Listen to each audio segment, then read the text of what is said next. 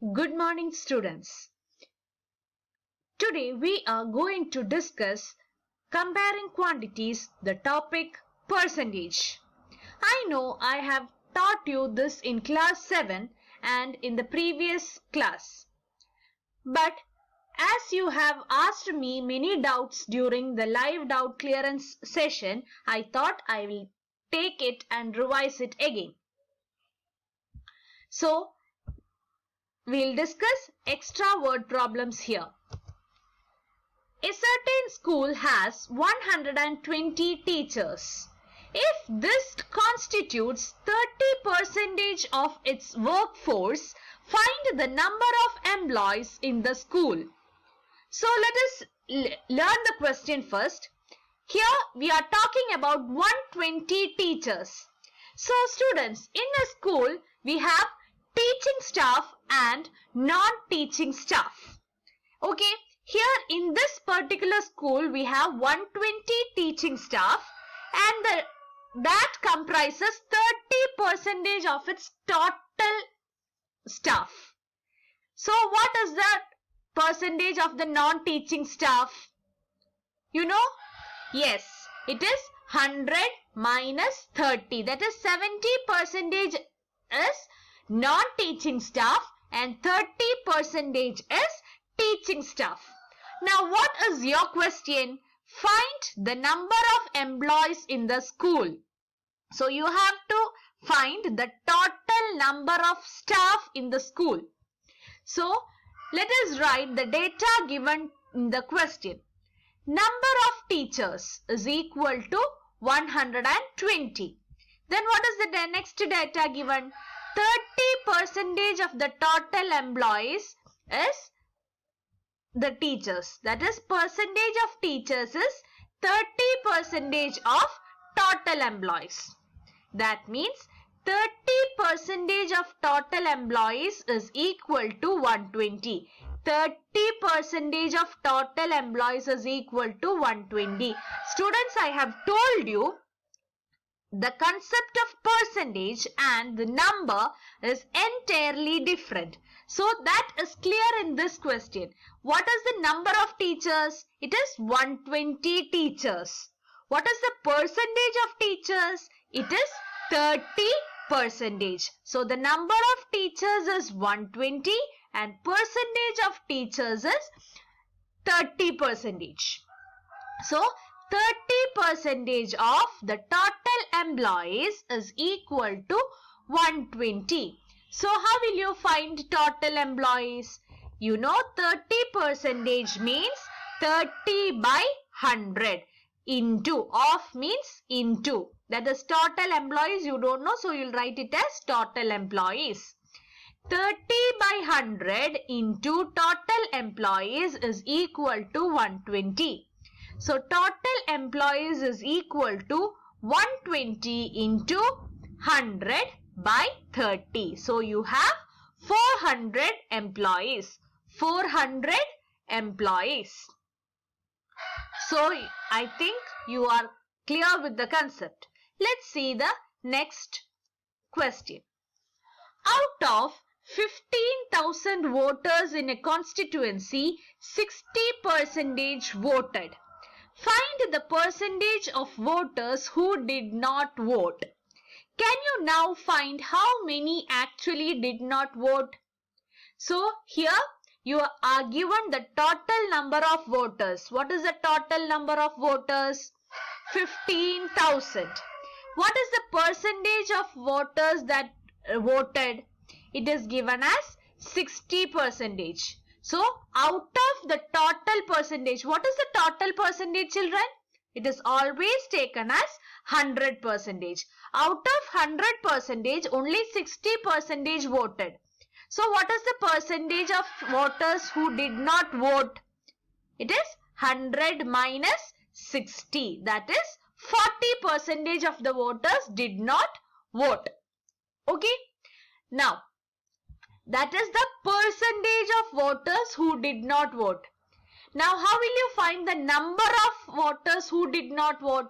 It is 40% of 15,000. 40% of 15,000. That is 40 by 100 into 15,000. That is 6,000 voters did not vote.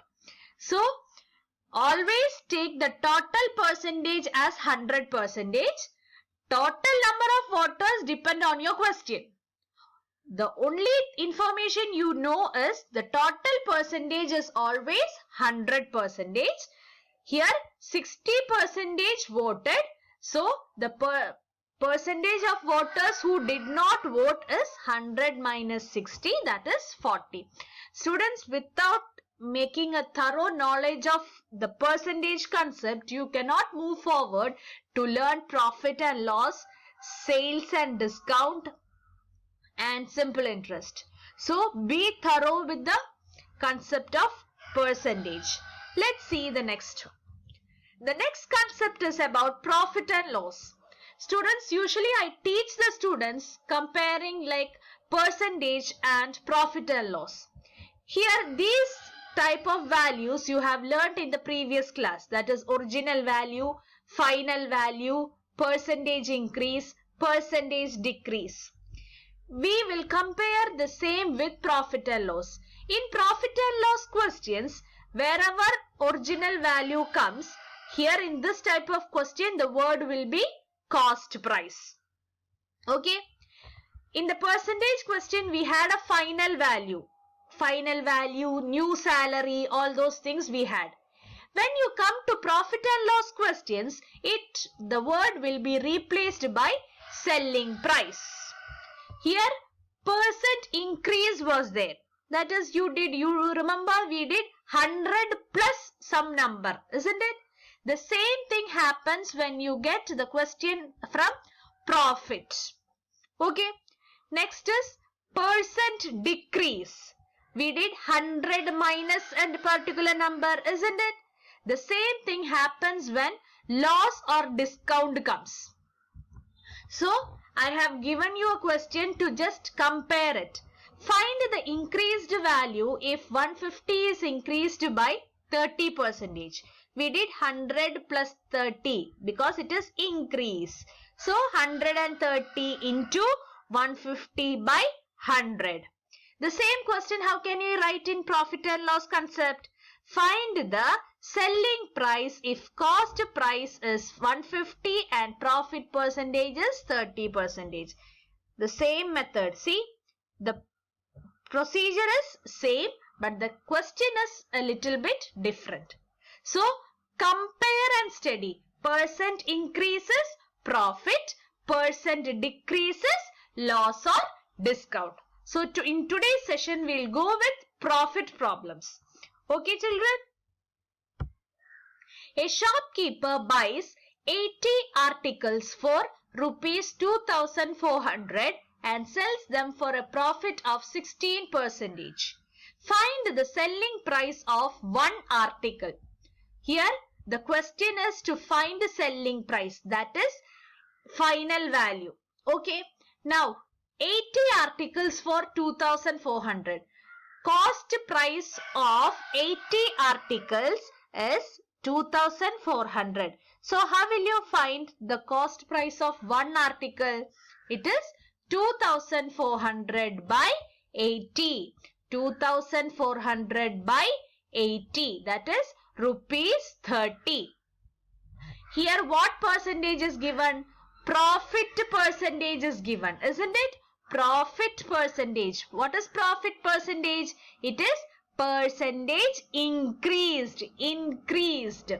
So, I can write it as 100 plus 16, that is 116 into 30 by 100. What is this 30? This is cost of one article, cost price of one article. So, the selling price of one article is 34.8. 34.8. Let's see the next question. The cost of an article was rupees 15,400. Rupees 450 was spent on its repairs. So, from the customer side, 15,500 he paid as cost price. He spent again 450 for its repair. So for 15,500 plus 450 is the cost price. Okay. Now if it is sold for a profit of 15%, so which is the word you should notice here? It is profit. Profit means percentage increase. So how will you find 15,950 into 115 by 100? What is this 115? 100 plus 15. 100 plus 15. Why did you add? Because it is profit. So 100 plus 15. 15,950 into 115 by 100. Calculate it. You will get 18,342.50. That is rupees 18,342.50 paise. Clear? So, go through all the 4 questions given today, and if you have any doubts, you can call me personally and clear your doubts. Thank you. Have a nice day.